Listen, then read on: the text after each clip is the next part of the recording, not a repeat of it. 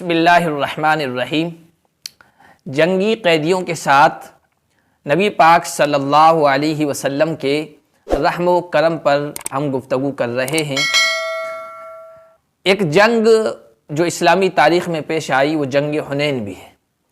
اللہ تعالیٰ نے نبی پاک صلی اللہ علیہ وسلم کو اور صحابہ کرام کو اس میں فتح عطا فرمائی، اور سب سے زیادہ مال غنیمت اسی جنگ میں حاصل ہوا۔ جانور بھی تھے اور انسان بھی قیدی بنا کر لائے گئے تھے، اور دوسرے اسباب بھی بہت سارے مسلمانوں کے قبضے میں آئے۔ جنگ مکمل ہونے کے بعد اللہ کے نبی صلی اللہ علیہ وسلم نے ایک بڑی مدت تک مال غنیمت تقسیم نہیں فرمایا، اور اس بات کا انتظار کیا کہ شاید مفتوح قوم کو، شکست خوردہ قوم کو ہدایت نصیب ہو اور وہ اسلام کے دامن سے وابستہ ہو جائیں، تو ان کی عورتیں، ان کے بچے، ان کے اسباب اور ان کا مال انہیں واپس کر دیا جائے۔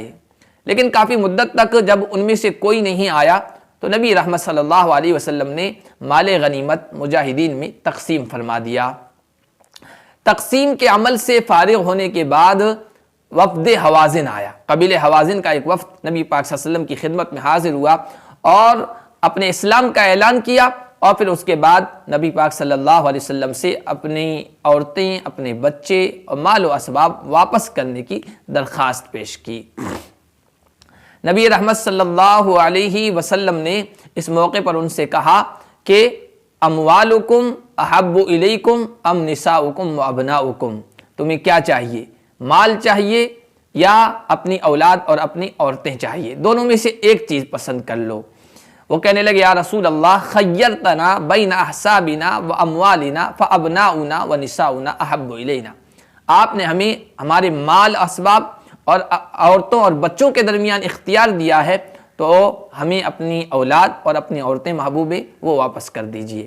نبی رحمت صلی اللہ علیہ وسلم نے ان سے کہا کہ میں نے تمہارا بہت انتظار کیا، مال غنیمت کو تقسیم نہیں کیا کہ تم آؤ گے تو تمہیں واپس کر دیا جائے، لیکن تم نہیں آئے۔ اب معاملہ تقسیم کا ہے، سب تقسیم کر دیے گئے ہیں یہ سب چیزیں۔ اب اما کان لی ولی بنی عبد المطلب فہو لکم، جو میرا ہے، میرے حصے میں آیا ہے اور بنی عبد المطلب کے حصے میں آیا ہے وہ تو تمہیں دیتا ہوں، لیکن جو صحابہ کو دے دیا گیا ہے وہ ان کے مالک ہو گئے ہیں، وہ واپس کریں گے یا نہیں یہ ان کا معاملہ ہے۔ لیکن میں تمہیں ایک ترکیب بتاتا ہوں۔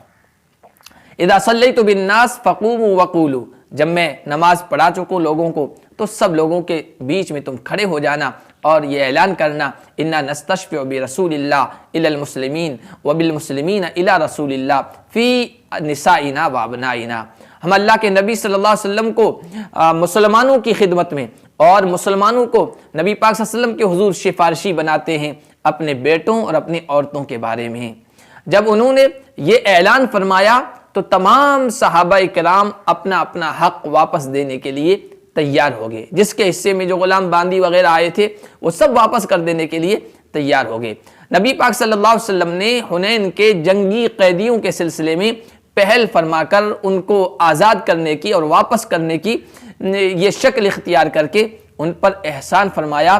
وہ ناقابل فراموش ہے، یہ خالص احسان ہے، اس لیے کہ مال غنیمت کی تقسیم سے پہلے کافی دیر تک آپ نے حوازن کے، حنین والوں کے آنے کا انتظار کیا تھا، لیکن جب وہ نہیں آئے تو آپ نے تقسیم فرما دیا تھا۔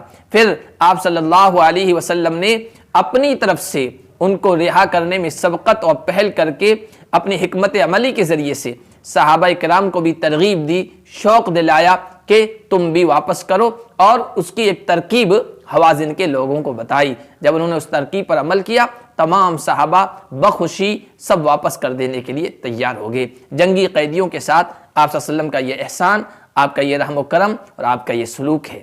آج بھی جنگیں ہوتی ہیں، قیدی بنائے جاتے ہیں۔ آج جنگی قیدیوں کے ساتھ کیا سلوک ہو رہا ہے اس ترقی یافتہ، اس مہذب دنیا میں، انسانی حقوق کے تحفظ کا راگ الاپنے والی دنیا میں آپ دیکھیے، امریکہ کی قید میں، گوانتانامو بے میں جو مسلمان قیدی بنائے گئے ہیں ان کے ساتھ کیا سلوک کیا جا رہا ہے، اس کی کچھ خبریں میڈیا کے توسط سے ہم تک پہنچتی ہے، وہ دل دہلانے والی اور بڑی اذیت ناک اور المناک ہیں۔ جنگلی جانوروں سے بھی بدتر ان کے ساتھ وحشت کا اور ظالمانہ سلوک کیا جاتا ہے۔ یہ وہ لوگ ہیں جو انسانی حقوق، ہیومن رائٹس کے تحفظ کے راگ الاپتے پھرتے ہیں اور اسلام پر تشدد کا، سختی کا، دہشت گردی کا الزام لگاتے ہیں۔ ذرا نبی رحمت صلی اللہ علیہ وسلم کی سیرت کو بھی پڑھیے، آپ کی سیرت طیبہ کی بھی اسٹڈی کریں کہ آپ نے جنگی قیدیوں کے ساتھ کس لطف و کرم کا معاملہ فرمایا ہے اور ان پر کس طرح رحم و کرم کی بارش کی ہے۔ اس کی یہ چند مثالیں اس سے پہلے کے ویڈیو میں اور اس ویڈیو میں ہم نے رکھی ہے۔ آئندہ ویڈیوز میں ہم اور بتائیں گے کہ نبی رحمت صلی اللہ علیہ وسلم نے جنگی قیدیوں کے بارے میں کتنی بہترین تعلیم دی ہے، کتنا اچھا سلوک کرنے کی، ان کی ہر چیز اور ہر ضرورت کے سلسلے میں خیال رکھنے کی تاکید کی ہے۔ اللہ پاک ہم سب کو عمل کی توفیق عطا فرمائے۔